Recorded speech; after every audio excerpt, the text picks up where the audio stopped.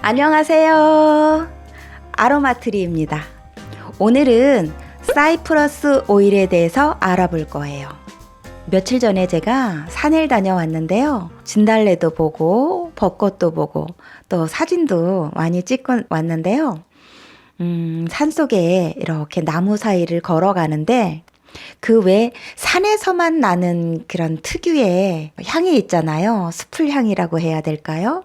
그 향을 맡으면서 산을 올라갔다 내려오면서 다음번 영상에는 이 산에서 나는 이 향과 가장 잘 어울리는 향이 뭘까 생각하다 사이프러스라는 향을 소개해야 되겠다라고 생각을 했어요. 오늘 영상은 그래서 사이프러스 오일에 대해서 소개할 거예요.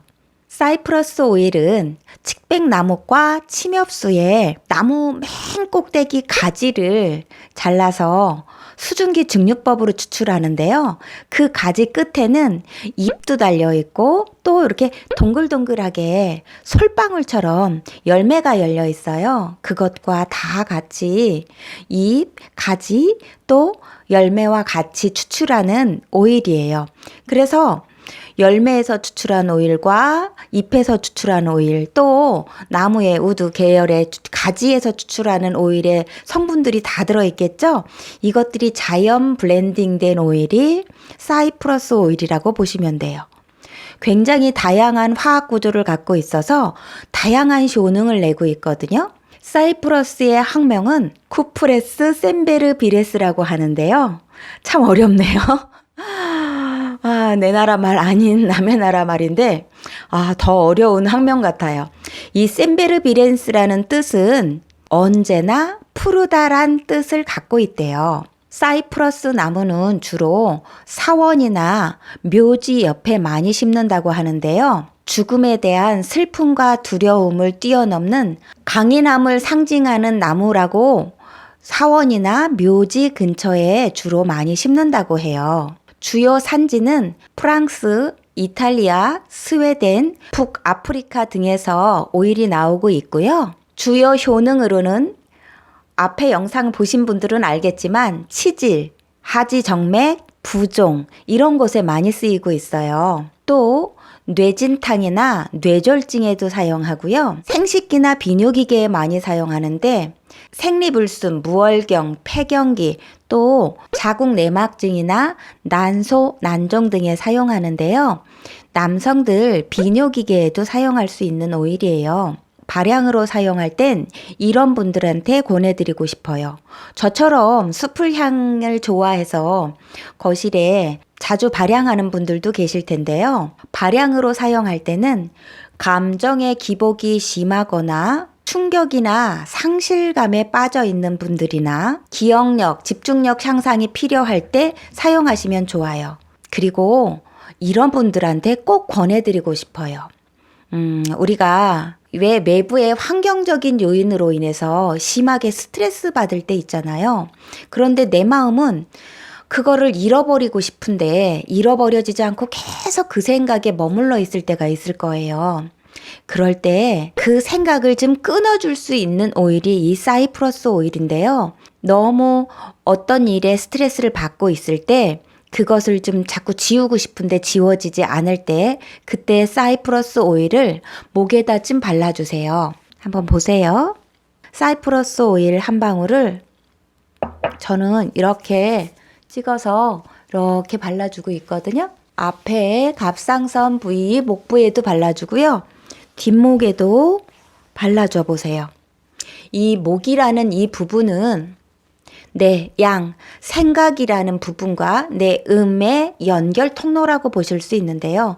내 마음이 어딘가에 계속 집착하고 잃어버리고 나를 스트레스 주는 부분을 좀 끊어내줘야 되는데 끊어내지지 않을 때 그 부분에 사이프러스 오일을 바르면 내가 어느 순간에 그 생각에서 벗어나 있는 나를 보실 수 있을 거예요. 그래서 어떤 일에 너무 스트레스를 많이 받고 있고 그 일을 좀 잊어버렸으면 좋겠다라고 생각할 때 이 사이프러스 오일 한 방울을 저처럼 아침 저녁이나 아니면 아침 점심 저녁 그 일에 자꾸 생각이 날 때 한 번씩 발라주세요.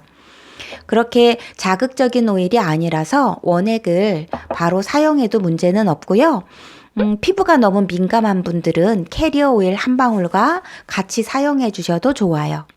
그럼 이제 생리 비누기계나 또 잇몸 출혈에도 사용할 수 있는데요. 어떻게 사용하는지 한번 알려드릴게요. 오늘은 따로 블렌딩을 알려드리진 않을게요. 그냥 캐리어 오일 한 방울, 사이프러스 오일 한 방울, 로즈 제라늄 한 방울을 손바닥에 떨어뜨린 후 아랫배와 그 바로 뒷부분에 이렇게 발라주세요. 그리고 따뜻하게 핫팩을 올려주면 훨씬 더 효과가 있고요. 잇몸 출혈 있을 때 사용할 수도 있는데요. 잇몸 출혈 있을 때는 캐리어 오일을 밥숟가락에 하나 따른 후 사이프러스 오일을 한 방울만 떨어뜨린 후 가글링 하세요. 그리고 5분 정도 있다가 뱉어주셔야 돼요. 사이프러스 오일은 먹는 오일은 아니에요. 그래서 드시면 안 되고요. 가글링 후에 잇몸에 충분히 오일이 스며든 후 뱉어주셔야 해요. 또 뇌진탕이나 뇌졸중에도 사용할 수 있는데요. 그때는 프랑킨센스 오일과 사용하시면 더 좋아요. 사이프러스 오일을 머리에 바를 때 아시죠? 각 손가락에 떨어뜨린 후 발라주시는 거예요. 이렇게 프랑킨센스 오일과 같이 발라주시면 훨씬 더 효능이 있으니까 프랑킨센스, 자, 요거는 프랑킨센스인데요. 프랑킨센스도 마찬가지로 손끝에 발라준 후 머리에다가 같이 발라주시는 거예요. 뇌진탕이나 뇌졸중 같은 거 있을 때 이렇게 해서 오일을 머리에다가 써주실 수 있는데요. 두 오일 다 자극적이지 않기 때문에 두피에 그대로 사용하셔도 괜찮아요.